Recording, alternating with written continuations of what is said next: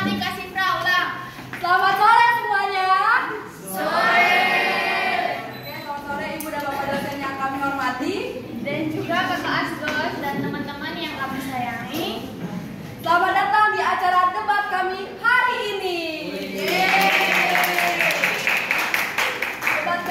Debat kami hari ini mengangkat topik pengaruh teknologi dalam perkembangan karakteristik, spiritualitas, dan kognitif anak. Masa anak adalah periode penting dalam membentuk fondasi spiritual mereka. Pendidikan agama Kristen berperan dalam mengenalkan anak kepada Allah dan mengembangkan spiritualitas sejak dini. Namun, kita menghadapi tantangan dalam penerapan pendidikan agama Kristen, seperti penyesuaian metode pengajaran, penggunaan alat bantu visual yang efektif, dan membangun keterhubungan emosional dengan anak-anak dari latar belakang yang berbeda-beda. Nah, Kak, kira-kira tantangan utama di era modern ini apa ya? Nah, Kak Sifra, salah satu tantangan utama di era modern ini adalah perkembangan teknologi. Di satu sisi, teknologi ini bisa jadi alat yang bermanfaat dalam menyampaikan materi pendidikan agama Kristen. Namun di sisi lain, ada kekhawatiran bahwa kecanggihan teknologi ini bisa mengalihkan fokus anak dalam mempelajari pendidikan agama Kristen. Nah, betul sekali. Dalam debat kali ini, kita akan mendengar dua pandangan mengenai pengaruh teknologi dalam perkembangan karakteristik, spiritualitas, dan kognitif anak. Mari kita simak argumen dari kedua tim berdasarkan aspek perkembangan anak, tantangan dalam pengajaran, dan pemanfaatan teknologi dalam konteks pendidikan agama Kristen. Sebelumnya, mari kita panggil untuk tim pro masuk terlebih dahulu.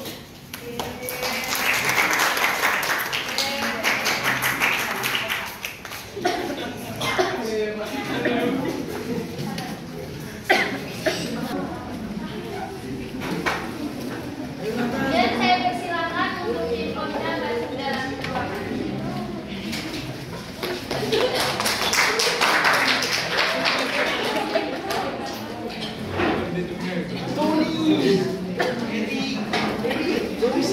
Oke, karena peserta semua tim kontra dan tim pro sudah ada di tempat, kita akan mulai debat ini dengan memberikan kesempatan kepada tim pro memulai terlebih dahulu. Oke, terima kasih untuk waktunya semua. Terima kasih sudah hadir juga semuanya untuk menonton debat kami. Oke, tentang posisi kita hari ini.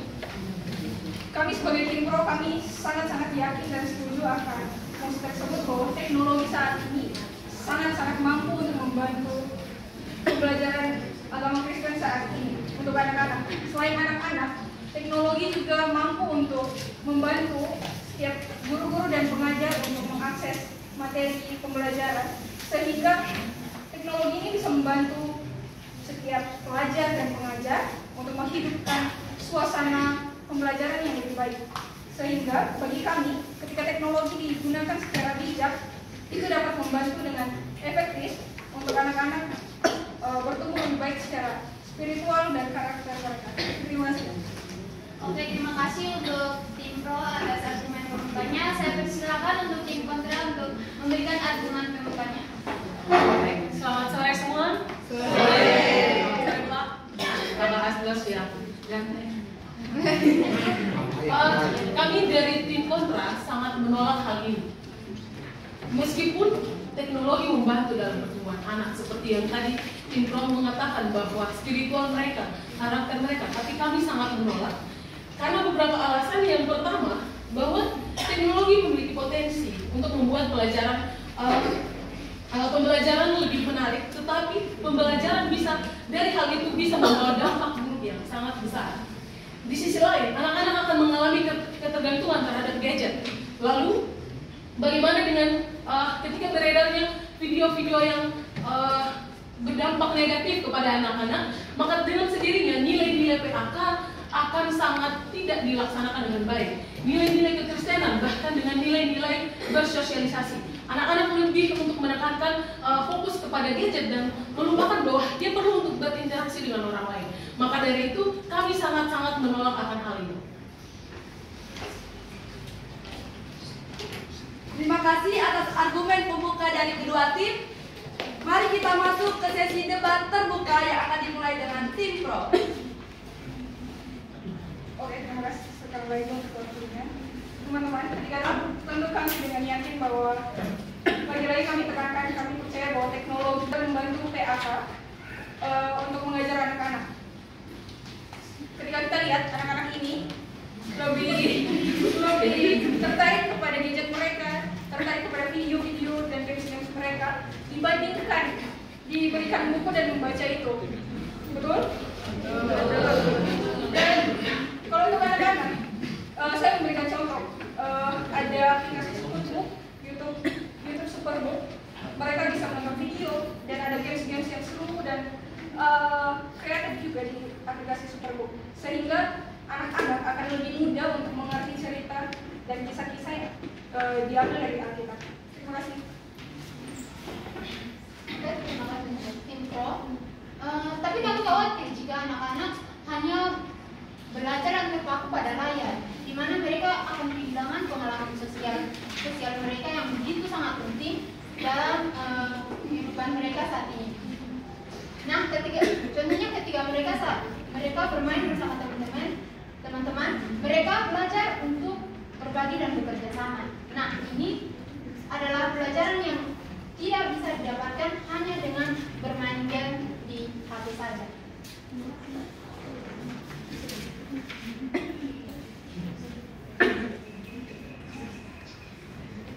Baik, saya sangat mengerti keraguan teman-teman. Tapi kan dengan berkembangnya teknologi, dia aplikasi-aplikasi di mana aplikasi itu bisa membuat Instruksi.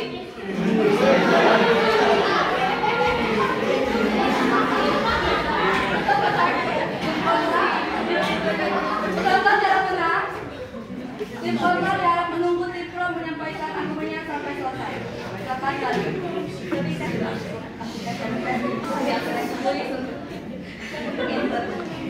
untuk membuat mereka lebih interaktif. Di situ kan pembelajaran jauh lebih seru. Dengan begitu mereka bisa belajar menambahkan iman mereka sambil bermain. Kenapa kita tidak berpikir untuk mengembangkan untuk lebih melihat teknologi supaya mengembangkan sosial mereka agar setelah mereka belajar, mereka berdiskusi, mereka bisa melihat dengan lebih luas keadaan-keadaan sosial yang lainnya.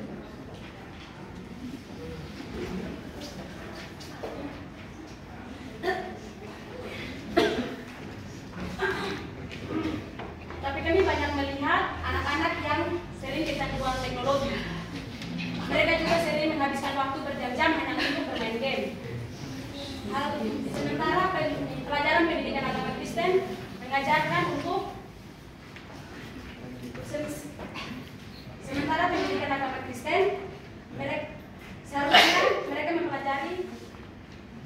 seharusnya mereka mempelajari, tapi ini hanya terabaikan saja.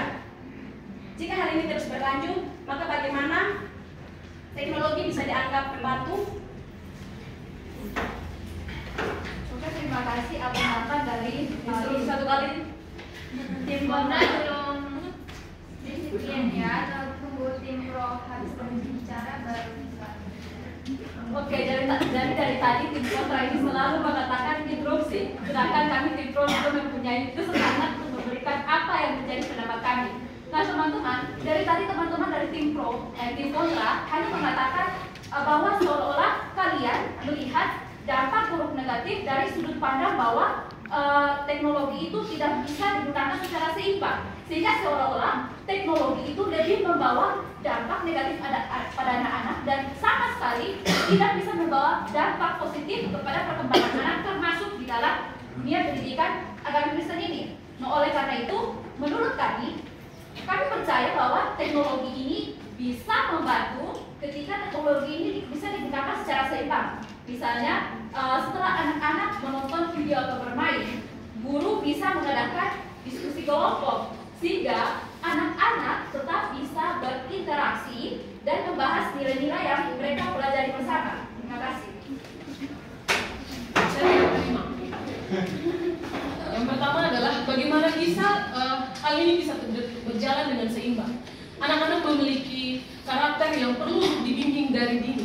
Bagaimana anak-anak harus ditanamkan nilai-nilai Kristiani. Anak-anak memiliki sifat mencontohi dengan sangat baik. Mereka memiliki ingatan yang sangat-sangat mudah untuk mencontohi, akan baik itu perilaku negatif maupun perilaku positif. Misalnya, ada video yang beredar di mana seorang anak meludahi ayahnya sendiri ketika ayahnya mau mengambil handphone miliknya. Bagaimana itu bisa seimbang? Sedangkan di sisi lain saja tentunya anak akan mengalami ketergantungan dalam jangka panjang. Lalu ketika anak mengalami ketergantungan, tentunya anak akan merasa bahwa dia akan merasa nyaman ketika terus berhadapan dengan gadget. Lalu dia akan merasa emosional. Lalu bagaimana dengan pertumbuhan spiritualitasnya yang seharusnya dibangun sejak dini dengan yang dimaksudkan dalam hal ini adalah dia berhubungan langsung dengan pengajar.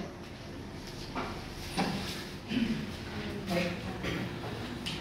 Tadi di teknologi dan pengalaman spiritual itu dengan aplikasi dua, seperti contoh yang diberikan teman kami dari Cipro yang mengatakan itu channel Superbook itu anak-anak bisa dapat memahami cerita tersebut dengan baik dan mereka bisa secara rutin belajar berdoa dengan baik juga.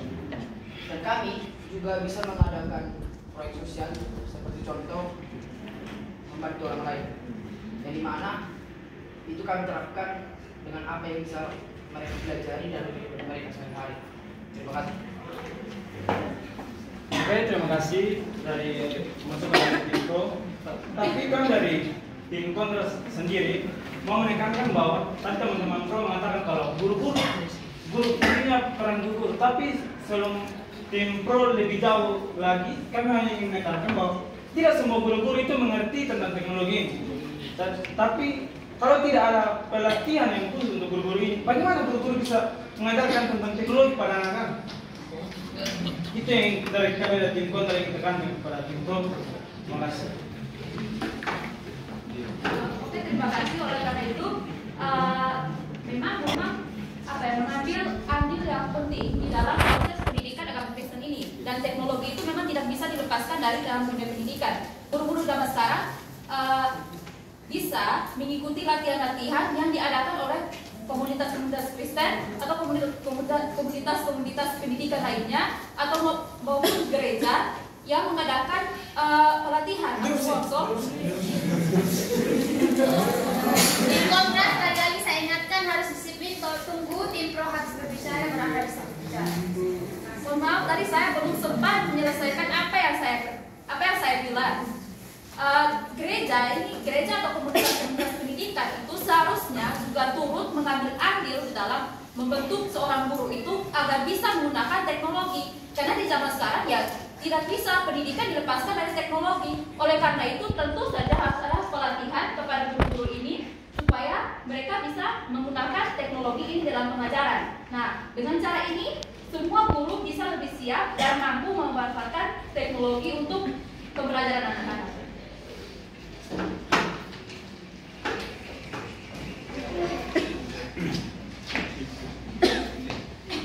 Mau pelatihan bagaimanapun tetap tidak bisa, karena semakin banyak dalam teknologi mereka yang menggunakan untuk mendukung proses pembelajaran anak.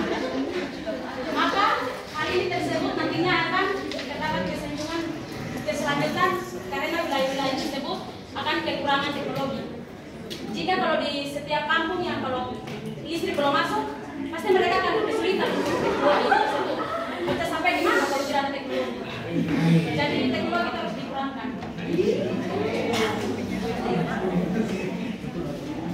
Instruksi.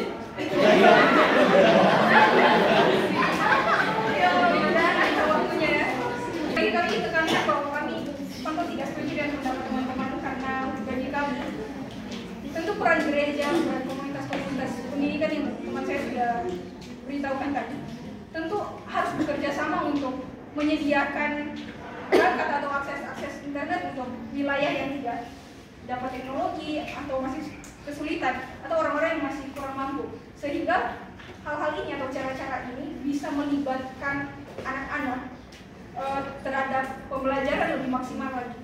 Terima kasih. Oke, ya pembahasan kita pada hari ini sangat menarik ya. Sekarang saya berikan kesempatan kepada tim Kontras memberikan pendapat kalian mengenai solusi yang diajukan oleh tim pro. Baik, terima kasih atas solusi yang diberikan. Tapi saya masih tidak setuju.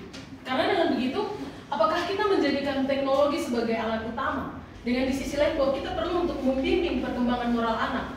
Lalu juga kita harus mengendalikan dalam maaf teman-teman. Dan lalu di sisi lain kita juga harus mengajarkan akan pendidikan spiritual kepada anak melalui teknologi. Apakah teknologi menjadi hal yang paling utama untuk mengembangkan karakteristik anak? Dan kita lihat bahwa orang dewasa saja ketika menggunakan teknologi kadang bisa sesat. Mereka bisa terpapar dengan media-media sosial yang membawa berita-berita hoax. Apalagi bagaimana dengan anak-anak? Kami tidak bermaksud bahwa teknologi ini menjadi alat utama dalam pembelajaran, tapi kami bermaksud bahwa menggunakan teknologi ini untuk meningkatkan pembelajaran. Dengan begitu, anak-anak bisa menggunakan media sosial untuk berbagi pengalaman spiritual mereka. Ini bisa membantu mereka satu sama lain. Akan tetapi banyak penelitian yang mengatakan bahwa penggunaan layar berlebihan akan menimbulkan kecemasan kepada anak. Lalu bagaimana dengan hal ini? Di sisi lain anak-anak juga akan menjadi emosional seperti yang tadi saya katakan. Lalu bagaimana tim pro akan menyelesaikan masalahnya? Baik, terima kasih kepada tim pro dan kontra atas argumen yang sangat menarik. Mari kita masuk ke tahap selanjutnya di mana masing-masing tim dapat memberikan satu argumen terakhir untuk mengatasi masalah yang sedang dibahas. Untuk tim pro dipersilakan mulai terlebih dahulu. Oke teman-teman, ketika kita bicara tentang solusi dari kami tim pro, solusi yang terbaik adalah tentu mendidik atau edukasi terhadap anak-anak, terhadap guru-guru itu diperlukan sehingga teknologi tidak lagi menjadi sangat negatif atau mempengaruhi karakter anak-anak. Bagi kami sekolah juga dapat melatih guru-guru untuk memanfaatkan teknologi secara bijak dan mengadakan program yang mengajar anak-anak menggunakan teknologi untuk hal-hal yang positif seperti memperdalam Alkitab atau melakukan kegiatan-kegiatan positif lewat teknologi yang ada. Dengan solusi-solusinya atau pendekatan-pendekatan itu, anak-anak tidak hanya belajar tentang teori, tidak hanya tentang nilai-nilai PAK, tapi mereka bisa mengaktualisasikan itu, mereka bisa menerapkan itu dalam kehidupan mereka. Mereka juga tetap akan bisa tumbuh menjadi generasi yang cerdas secara spiritual, tapi mereka juga menjadi generasi yang bijak terhadap teknologi yang ada saat ini. Terima kasih.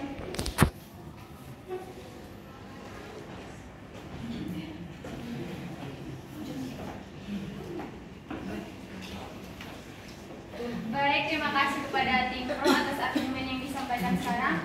Saya persilakan untuk tim kontra memberikan argumennya. Baik, terima kasih moderator yang telah memberikan kesempatan untuk kami tim kontra untuk memberikan solusi dari kami. Kami mungkin menghargai ide dari tim pro tentang pendidikan, tetapi yang ingin kami tekankan lebih dalam lagi itu tentang menekankan pentingnya pengalaman langsung teman-teman, pengalaman langsung yang diajarkan langsung melalui pengajaran PAK. Kami dari tim pro ingin menciptakan tim kontra. Dari kami dari tim kontra ingin menciptakan banyak pengalaman langsung melalui PAK yang ada contohnya seperti retret mungkin atau kegiatan amal yang bisa membangun pengalaman langsung agar anak-anak bisa terjun langsung melihat bagaimana contohnya tentang retret. Mereka bisa bersama-sama ke tempat-tempat dan melihat langsung di tempat kejadian tersebut, atau dari kegiatan amal mereka bisa diajarkan nilai-nilai spiritual. Itu yang ingin kami tekankan lagi dari tim kontra. Terima kasih. Baik, terima kasih kepada tim pro dan tim kontra. Tepuk tangan untuk mereka berdua.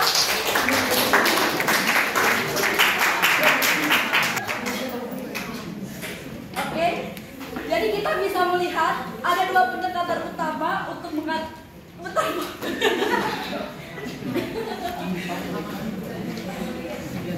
Maaf.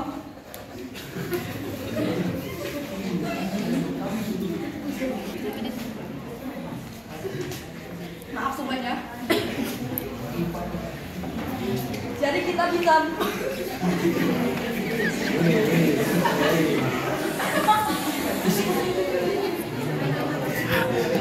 Oke, terima kasih kepada kedua tim atas argumen yang sangat kuat. Jadi kita melihat di sini bahwa ada dua pendekatan yang utama untuk mengatasi masalah, ialah masalah dari tim pro dan tim kontra.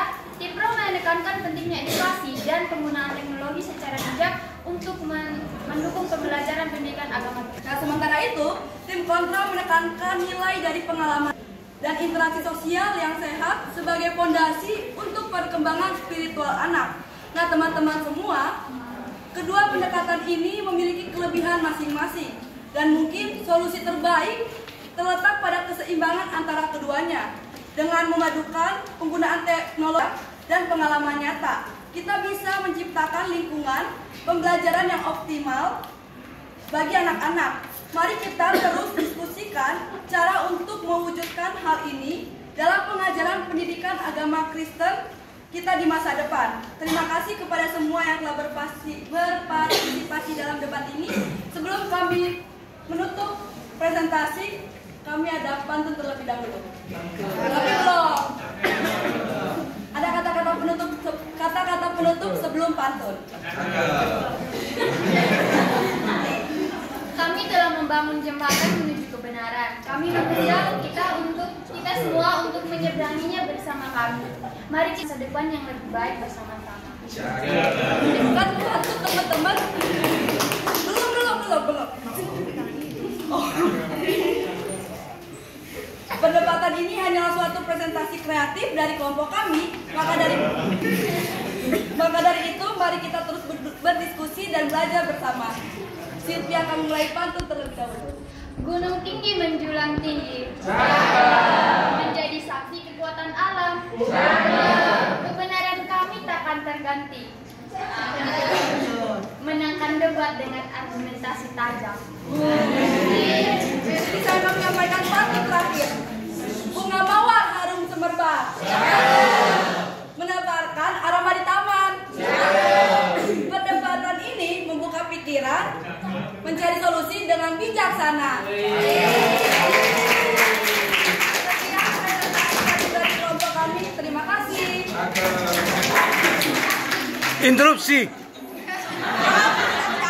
Interupsi melulu ya. Bye.